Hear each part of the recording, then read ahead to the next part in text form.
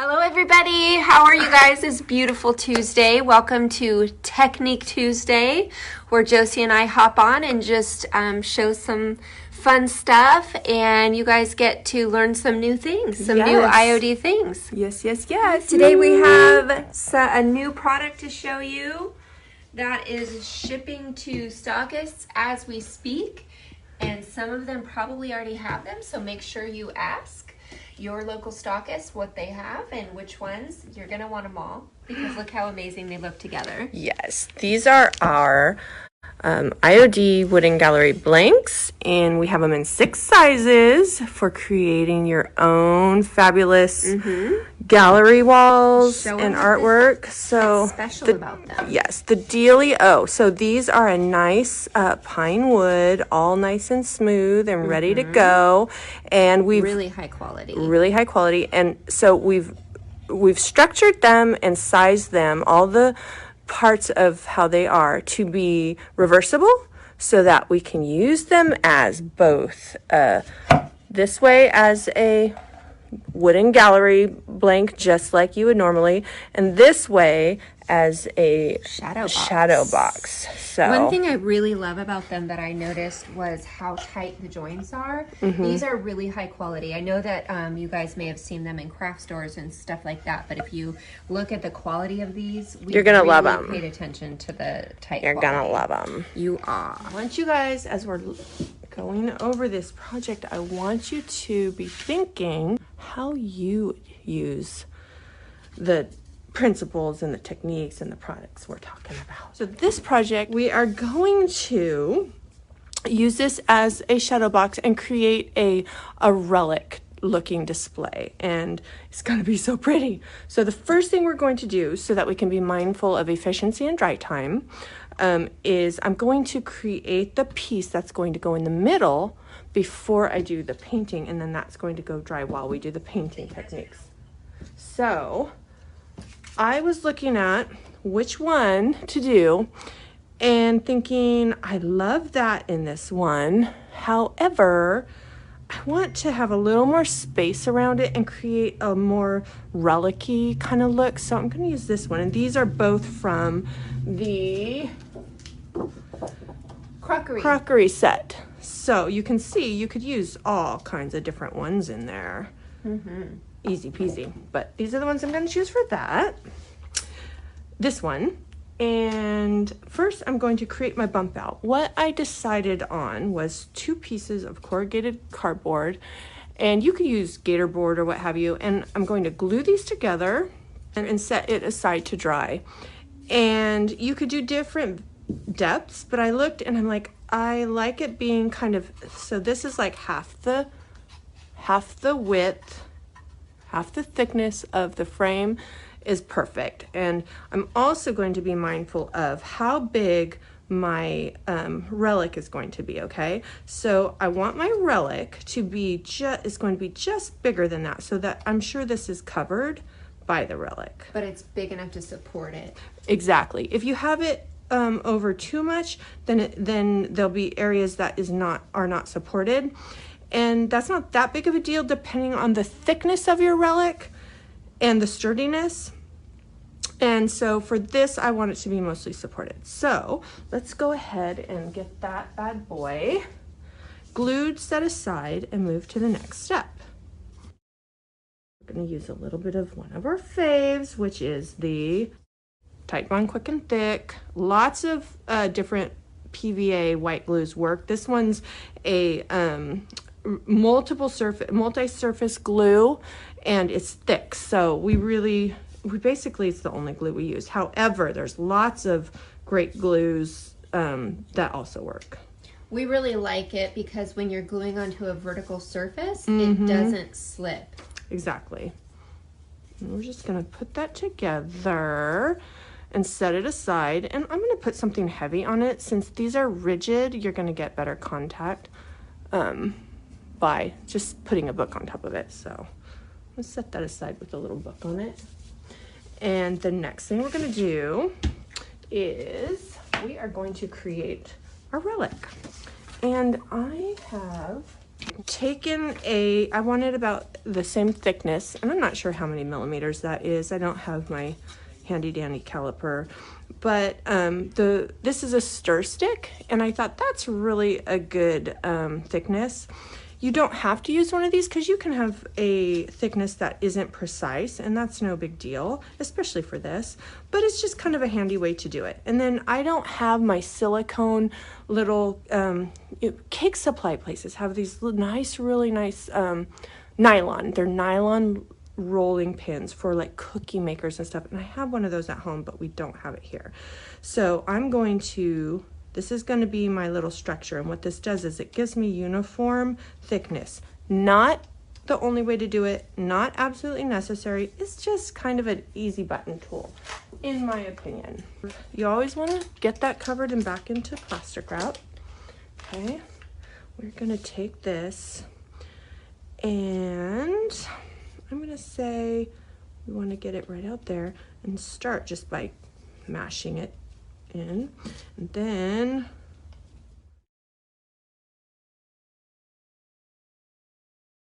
let's check our size. Okay, we're a little bit, like we could go a little bit bigger to accommodate this, so I'm going to just go ahead and add more right into it, and this will be the back side, although it might end up actually looking cool because of the addition. You just never know. Sometimes you get those happy accidents. Our mom taught us when you're doing pie crusts, you roll from the middle out. You don't go all the way back and forth. I wonder if that's the case with this. Yeah, it makes sense. It seems like it does. If you're rolling anything, it would have the same effect. Right. Yeah. So Thanks, Mom. We're good. Yes. So let's now. Mom didn't teach me how to make pie crust. Awesome. So that's nice. That's going to be great. Good. So I'll go ahead and remove it because let's put That's pretty. our impression on this side. And then I'll just do this. Okay. So we're going to put that in there. We're going to press that in, getting it really right all in there.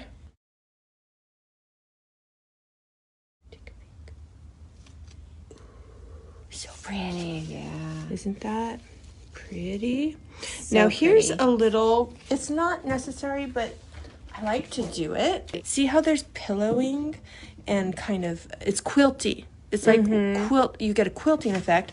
I like to flatten that out a little bit. So I just lay down my plastic and I just kind of gently massage. That brings out the detail too Exactly. when you do that. Exactly.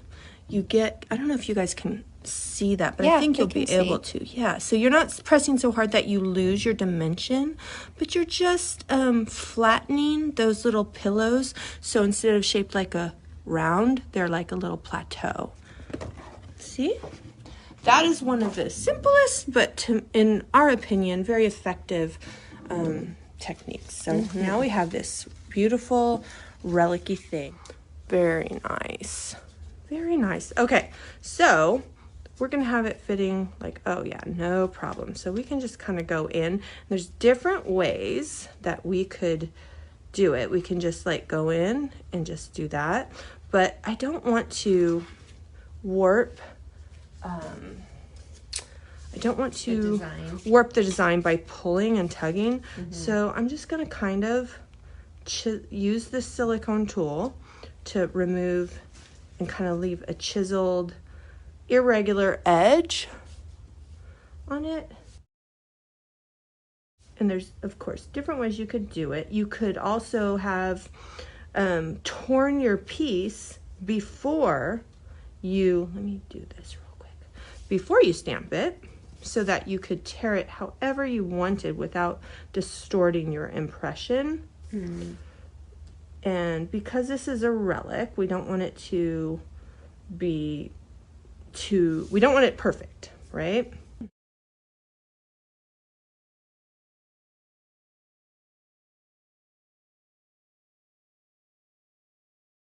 Very nice.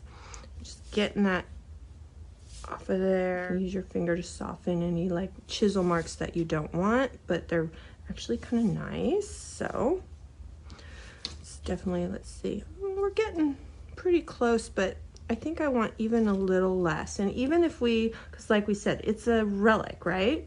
So let's just like even cut into the area where the text is, because that was a piece maybe that was broken off. And we're just gonna have fun with it. This is like, you know, we got this from our ancestor who used to do relic hunts. And we're not sure because part of it was broken off, exactly where it came from. So just have fun and don't worry too much about perfection. Pretensies. Yeah, pretensies. So we're gonna gently, without warping, peel it off there. Okay. Okay, now I'm going to take this and place it on this cardboard because it's nice and porous and stable. And I'm going to go put this, we're going to kind of speed this up. I'm going to go put the fan on it. That's not going to dry it before we are using it. What it's going to do is just give a little bit of a skin so that it sets a little bit and is sturdy enough to be able to handle what we're doing while we're casting or doing this outlaw style. In other words, before it's completely dry. So I'm going to go do that. So the next thing we are going to do is we are going to use some black chalk type paint, and I'm going to paint the inside of this area and the outside edge of this, but not this surface because we are going to do something different on that surface. And in fact, that's the part we're going to do first. So here's what we're going to do. We're going to be stamping this edge, this face of the frame, and there's already really nice miters on there, and so we're just going to use that as a guide so that we can miter our stamp design on here.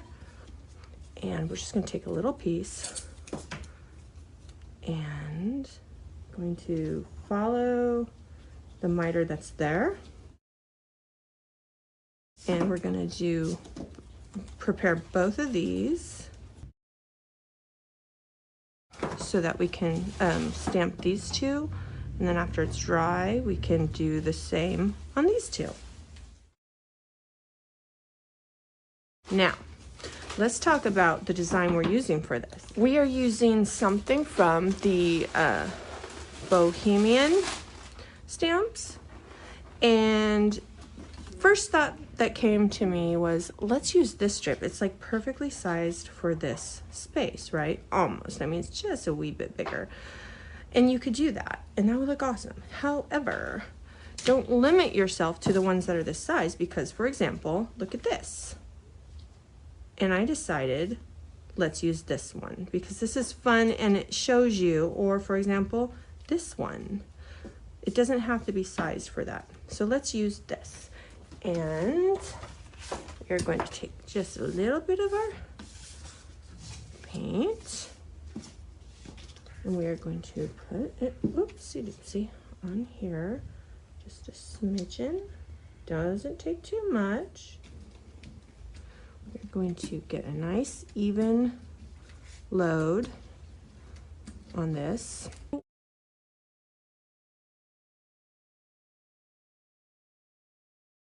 I'm gonna get this, I'm gonna hover, make sure I'm spanning across those miters, right?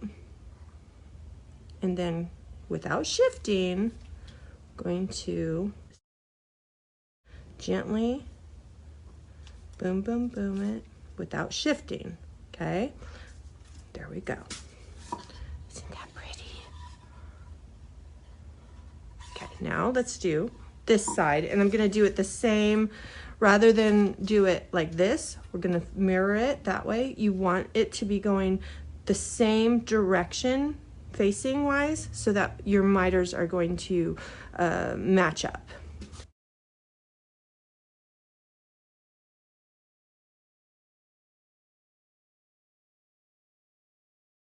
So we got a little bit here that because the length, Just stamp but it it's again. okay. I would stamp it again. Well, it didn't No, unstamp. I mean not again like that, but like just like do a little tap right there. Yeah. There you go. Same with that. Let's just, there we go. Sweetsies, now these you'll want to let dry, which will happen very fast because it is, oh, this is going to be so pretty. Because of the raw wood. Because of the raw wood. Yep. So what we'll do is we're going to take that off. Now look at what a nice miter you get. Beautiful. Isn't that pretty? Mm-hmm. We'll take those off, set those aside, and then while that is drying, we will do the other painting. Oh, we'll paint the inside. That's nice and easy. And we have this brush here and some paint here. And It looks so pretty against Isn't the it? wood. Yes, I like that. me too. This is one of those pieces that will look good with any gallery. Mm-hmm. Now, if you had wanted to, you could do this first and tape off your surface to protect it. But I feel like what we're going to do is we're just going to not worry about it being perfect and just, yeah, if you keep your brush kind of parallel to the plane, it's pretty easy to just get that surface without it blurping over there. But even if it does, remember guys, this is a relic. And if it were me, I would also, just because I don't have as steady a hand as Josie does, I would probably, when I have not as much paint on my brush, I would take the brush and at that edge just kind of lift. Just kidding. Just lift it up, just paint upwards so that. Like this? Even You do more it. so. Try it. Like Try it, what. like Tell me what this. you mean. I would. Oh do yeah, this that totally works too. to keep a really Yeah, clean edge. it's not that hard if you just are intentional. Mm-hmm. But any little blips you get, that's okay too. Mm-hmm. Nice. Oh, this would be so pretty. It is. It's going to be really pretty. This is just more of a classic straight black too. Mm-hmm. There's so many pretty blacks in the different paint brands that we like. Warm blacks, charcoals, blacks with undertones of blue. Mm-hmm. So it's not as simple as just picking a black. It's not. There's so many to choose from. There are. The undertones, and especially if you end up diluting it or have it areas where it's not as heavy, those undertones will come through. And that is a lovely thing because it adds to the depth and the richness. And you know what's really nice with these boards? You could, because it's a high quality wood, it's got the nice wood grain in there. You could use a chalk style paint or mineral based paint as a stain. Exactly. It would make a really pretty stain piece. Exactly. By the time we're finished with this area will be all ready, or the face will be all ready to restamp. Excellent. Good timing. Mm-hmm. Same thing goes for this outer edge, as far as just careful. getting it on that plane. Yeah. Like Sally said, just do like that. It's not too hard to stay off of that face surface. Mm-hmm. And I'm just gonna, this is dry enough to grab there.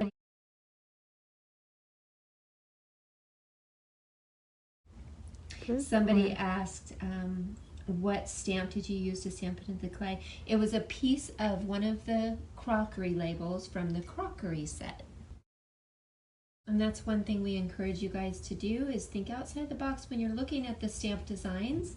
You can use different pieces of the design for different situations and different things, and combining them in different ways. That's one of the things we love about our stamps, is how flexible they are. Mm-hmm. That is looking good. Literally. And figurative. This is going to be one pretty piece. I feel like Bob Ross right now. My energy feels like Bob Ross. calm and peaceful. Yes, I like is. it. It's kind of a Technique Tuesdays are kind of calming. Yeah. I agree. Awesome.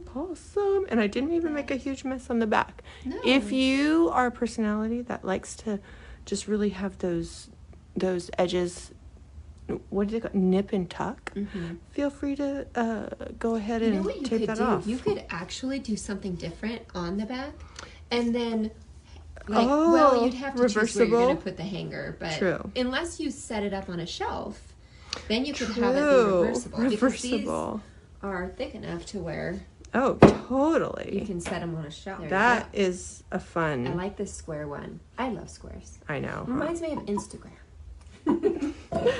Now let's take these same ones, and the fact they've already been glued down is actually a plus, because that way it's not going to be so strong and pull your fresh paint off of there. Okay, so let's just protect now what we've already stamped with this. Now it is like a low tack tape because we've used it already. I love that the miter edges are already created for you. Just gotta follow them. We go into how to do miter edges in our gallery wall series, but this is so much easier. If you have to create that miter edge, you have to get the ruler out, and that's a whole different process. Yeah, true. All right, so we are going to repeat that on here, remembering we want that beaded, the pearl on the inside. I love the beaded pearl. Yeah, design. Me too. And see what I'm saying, guys?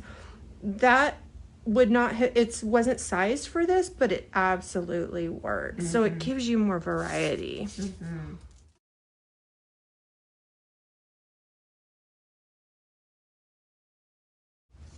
Hold it in place so we do not shift. Make sure you get your corners, well too, so that you get it sharp at that miter edge, because that's what's kind of going to give you that cool pop. And but you also, because this is not sized for it, you do need to be aware of the teeter-totter. You don't want a teeter-totter happen, and that's what will happen if you're not supporting it. All right. Beautiful. Let's rinse and repeat.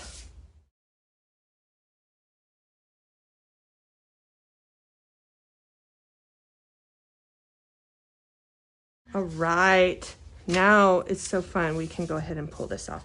I'm going to bring it up close to pull it, because that's the fun part. Oh, right? Oh my goodness. That is perfect. How much do you love it, guys?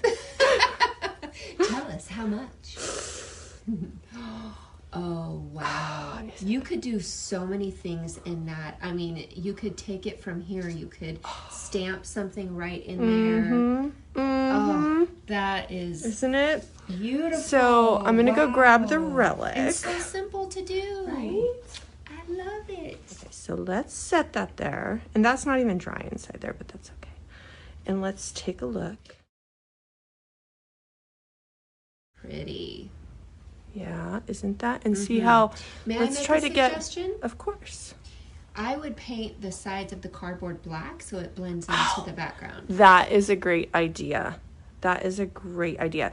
Now, it's hard to get the depth here, and I'm trying to, if you can do this, you can see in there. So right, I know. On camera, it just looks like it's right on the backing. Yeah, especially because that black. So after it's done, we will get some nice shots. So that's a great idea. So I'm going to go ahead and glue this down and then paint it before we do the next step. And what we'll do is put this in the room to dry, and then we're going to do a color wash on that, on the relic.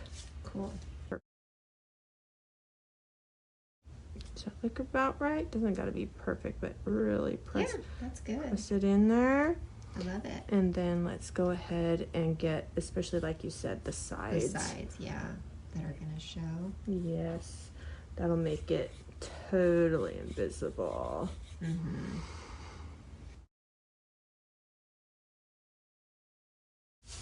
And you could do that before you glue it down too. Totes. Yeah, and just get it in there. But you guys get the idea. We don't have to have it perfect before. Yeah, true. Okay, I'll just do that. I'm gonna go set this in the fan room to set, and like we said, that quick and thick is magic. We are going to just do a really, really little bit of color wash on here. And we didn't even prepare it ahead of time because we're just going to take a little bit of the paint. I think it's good. People want to see exactly what you're doing. Yeah. So it helps. So we're going to take a little bit of the paint and water. We're just going to make, in fact, that's too much. Even just that, just the amount that was on here. And there's no right or wrong because it depends on what you're doing, okay? But this is going to be a lot. So we're going to dilute this, especially because we're going with a black. I mean, that's like going to be dark. Yeah. So and the clay is so porous. Exactly. Okay, so we are going to get a wet towel ready. And so that dried for maybe 10-15 minutes, the clay? Yes, with a fan on it, but yes, exactly. Okay. So this gives us a crust that gives us a little bit of workability without eliminating or obliterating our stamping image. And we are just going to gently, liberally do that, right? Get our edges, doesn't have to be complete because it would be totally irregular. Then we are going to, I'm getting up close because this part is so fun. Before it really dries or sets up. Okay. I know you guys love it. Oh, that's beautiful. We're going to get in there and gently remove it. Now remember, this is not sealed clay. This is still wet. So you don't want to overwork it. And exactly, we're just going to gently get in there and remove most of what we put on, okay? And then this will, oh, that's pretty. yes. Then we're going to let that, I like it right about there. What do you guys think? Okay, we're going to let that dry. And then would you seal it? And then after it's dry, I would definitely seal it with a nice matte sealer, okay? But we can put the glue on it and glue it as long as there's enough support. And again, that's what we talked about when you're sizing your bump out piece. As long as there's enough support, you can definitely glue it right away. So, in fact, I'll do that right now. And it just had maybe 5 minutes to dry? Yeah. Is all it needed? And like we said, this isn't totally dry, but that's okay. Because after we do this, you can get in there and set it aside to dry. Now, it is if this isn't supported and it dries with a lot of areas that are not supported, it can warp in the areas or sag a little bit if it's really wet. So just pay attention to that. Since you guys are, at home or whatever, you don't have to rush the process. Exactly. You can just let that dry before you glue it down. Now, most of the time when we're doing castings, we prefer to glue it down wet, but because we don't want that to... That's so pretty. Isn't it? Yes, it is. Wow. Is that straight? Yes. That is so beautiful. Do you guys love it? Give us some heartsies. Okay. Oh, yes. I love it. It definitely has That that is so relic pretty. feel. It sure does. So we'll let it dry, and then what we can do is after it's totally dry, we can put sealer on it. We can distress. In fact, we can distress the edge right now just to show. I feel like softening this up a little bit is going to be like just a wee bit, just a wee, right? Going in, just popping that beautiful wood on your corners, making sure that you are dry enough. This actually would have been a step that you would do before you glued that down. But this is alive, guys. This is what happens in the Sometimes lives. we decide as we go. Yep, just like in real life. And I know that you guys already know that. Exactly. Even if you pretend to be surprised. All right, sweet. So after it's all dry, I think we would put a nice matte sealer all on it. What do you guys think of this project and this? Right, let's try to. That is fun. So after we get it sealed, Sally will stage it and get a pretty photo of it for you guys. Most definitely. Now, a quick, because we're talking a little bit about shadow box, which is so fun. It just makes it gives this sense of like presentation. Yes, it does. And besides stamped and impressed into clay, you could also take using our molds and create pieces that you wouldn't even need to bump them out. You could put them directly in there because there's more dimension to them and get that same like presented effect. So Okay, guys, well, we're gonna sign off. It's been fun. Thanks for joining us for our Technique Tuesday, and we will see you next time. mwah. Bye.